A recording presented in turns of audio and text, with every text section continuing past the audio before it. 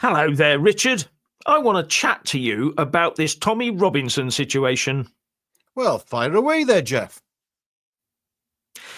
Well, it seems that Tom is alone in a cell, and people call it solitary confinement. But I'm told that we don't do solitary confinement in the UK anymore, or at least in England and Wales. Oh, I think we do. I think Tommy's in solitary right now, or have they somehow got a different word for solitary confinement? Is it self-imposed quiet time, something like that, is it? Or You're right, actually. It's along those lines. They call it segregation, okay? Oh, okay.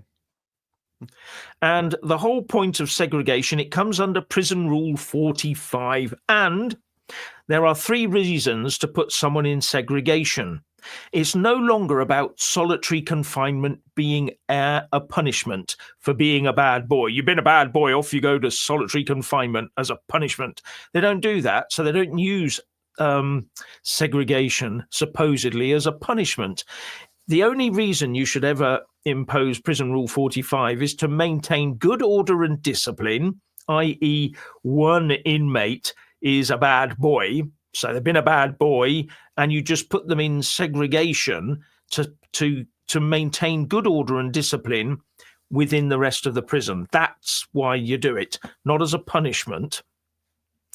And to protect the prisoner if staff think they're at risk from other prisoners, obviously, or at the prisoner's own request if they fear for their safety. And that is, as you put it, the self-imposed quiet time. Yeah. Yeah, well, it sounds like, he has been placed in segregation for his own safety. We know the demographics of a lot of these places, so yeah, could be quite dangerous, I think. Yeah, he's in Woodhill, and that's the place, I believe, where he had an altercation and had to have quite a lot of teeth replaced. Yes, that's right. So yeah. Now, but this whole thing, Jeff, though, I have to say, segregation, these are just semantics, aren't they? This is weaponizing semantics as far as I'm concerned. We know what's happening. We know why he's there. They are trying to break him. That's all there is to it. Okay? They can use the legal terminology to their advantage as much as they want. We, the people, know what's going on. Well, I'm hoping, because I have heard, I don't know if it's true, that Elon Musk might be helping out with helping to fund Tommy's legal team, but I don't know if that's true. I hope it is true, because he needs to come out soon, Jeff. He really does. Yeah, this is too long for any man to be inside in solitary confinement. And I don't care what they're calling it. That's exactly what it is. Over to you, Jeff. Yeah. Now, you can segregate, or the prison governor can order a segregation for 72 hours.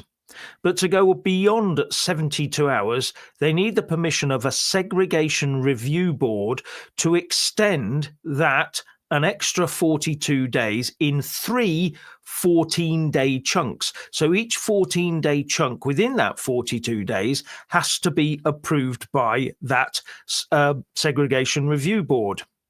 But if you then want to go beyond that 42 days, you need the Secretary of State's approval.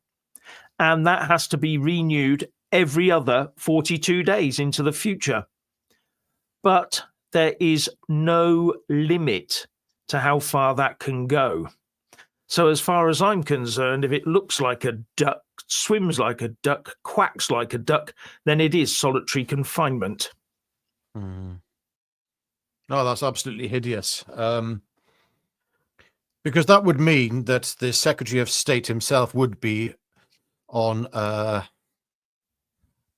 irregular basis having to confirm Tommy's solitary confinement and to reinstate it each time. Yes. So that's, yeah. Oh my goodness, this is horrific. Yeah. I mean, why? This isn't even a criminal case, is it? Is it not? No, it's contempt of court. Yeah. And when you think that by the time Tommy gets to to the 1st of February, when we're meeting in London, by the way, for the big event, which is this one here. Stop the Isolation, Fight for Tommy, 4 days to go, which it is. Muster 12 p.m. at Waterloo train station opposite Sandell Street, outside of the Union Jack Club, with the event to start at 2 p.m. So we need to be there and give our support. Okay, there you go. And by the time we get to the 1st of February, Tommy will have been inside. He'll be on his 96th day inside on Saturday when we're in London. 96 days. So he'll have been through quite a few of these reviews to get that far. That sounds like a political decision to me, that does then, Jeff. Yeah. Which would make him what? A political prisoner, possibly? Of course not. How can that possibly be so, Richard? Now, while he's in segregation, or while a prisoner is in segregation, they have to be visited by a prison officer every day, but also by a doctor or nurse and a chaplain. Now, the Prison Reform Trust says this, and I'll just show you this. A doctor or nurse should visit you every day to check how you are. If they think there are health reasons, which means you should be removed from segregation, they should advise the prison of this. The Governor-Director should fully consider and act on advice from the healthcare team if they advise that you should leave segregation on health grounds.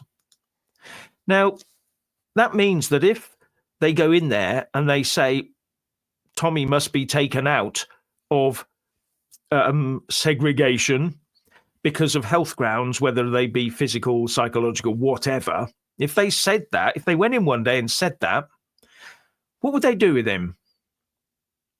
What would they can't put him back into the main population of the prison. His life's at risk there.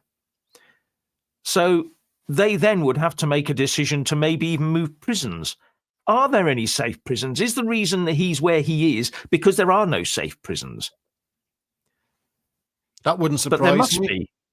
But there must be, because they put all those other far-right people in there, haven't they, in all the other prisons? That's a very good point. Maybe they're not safe, and it's only because Tommy's so high profile that he is being given this, what you might even call preferential treatment, but I'm only speculating here.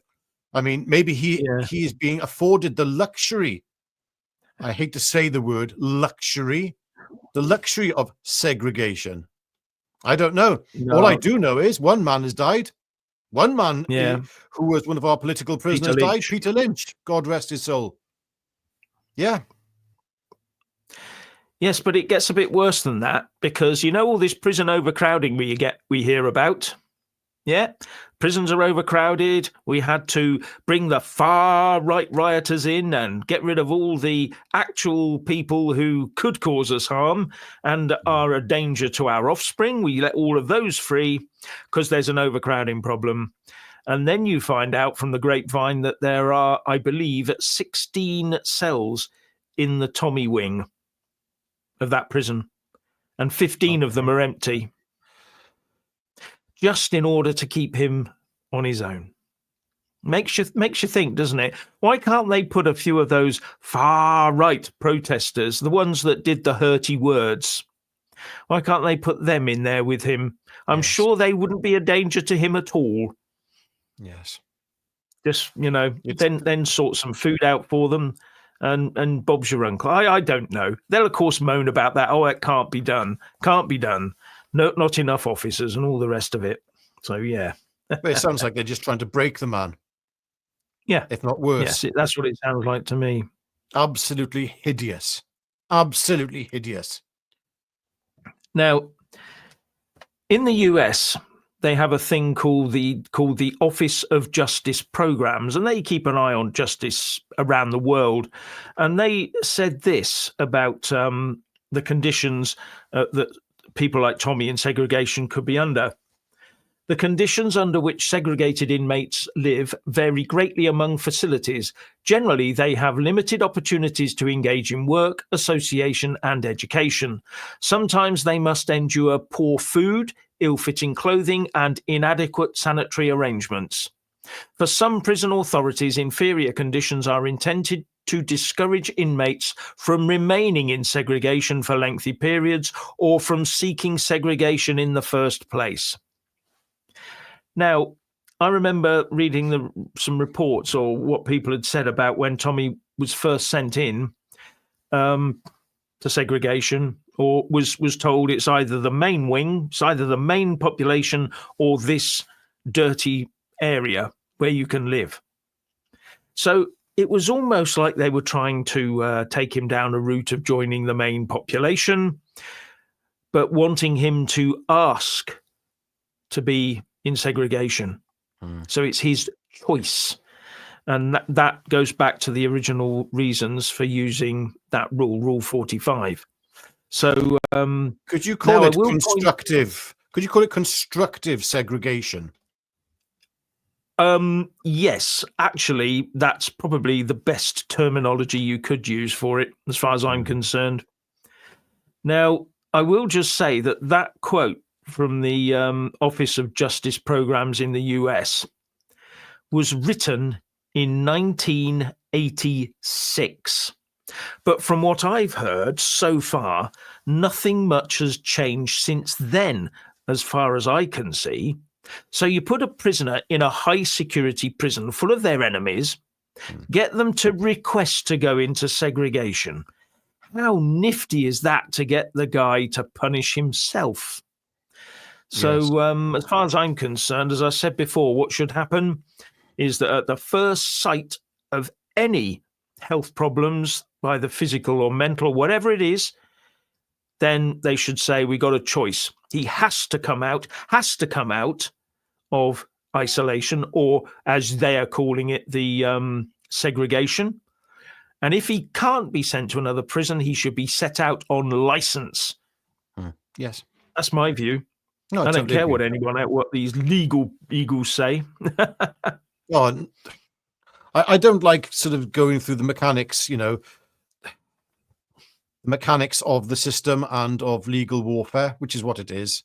It just sickens me. I don't care. All I can see is injustice. You've got a man who's in prison who shouldn't be there. That's it. Yeah. He is now in danger. He came back to this country. This is what we shouldn't lose sight of. He's in solitary confinement right now, but he came back to this country when he didn't have to. Right? He could have set a life up for himself somewhere else. He came back to this country because he loves this country and he loves the people of this country. He has sacrificed a lot, and he knew what he would be walking into. And as far as I'm concerned, he's the bravest man who's ever walked this country. There we go. Yeah, that's all I've got to say on this for today, Jeff, I'm afraid. It's quite upsetting. Yes, well, I'll just add something else, that the UN Convention Against Torture and Other Cruel, Inhuman or Degrading Treatment or Punishment does consider long terms in solitary as a form of torture. That's what they say. And here we have Lord Hermer. Do you remember him? He said, as the Attorney General, said that we must obey international law. Yeah. Now, bear that in mind. And there are other parts to this as well that should be borne out on international law, European Convention on Human Rights and all the rest of it. We seem to be forgetting that, don't we, in certain areas of this? So, yeah. Anyway, I thought you'd like to have a chat about that, Richard. Thank you, Jeff. Yes, indeed. I want to say I enjoyed this chat, but I didn't, because it's a very sad and upsetting one, because this is a human life. This is a real person. He's not just something which we hypothesize about. He's a real person, and we all need to remember that. And we all need to get serious now. And if you can, everybody, please be in London on the 1st. Oh, and one thing more though, before I go, I'd just like to say, please like this video and subscribe to this channel and click the all option. And yeah, that's all I have to say. Thank you, Jeff. Yeah. Okay. Thank you, Richard. And see you later. Okay. Cheers. Bye now.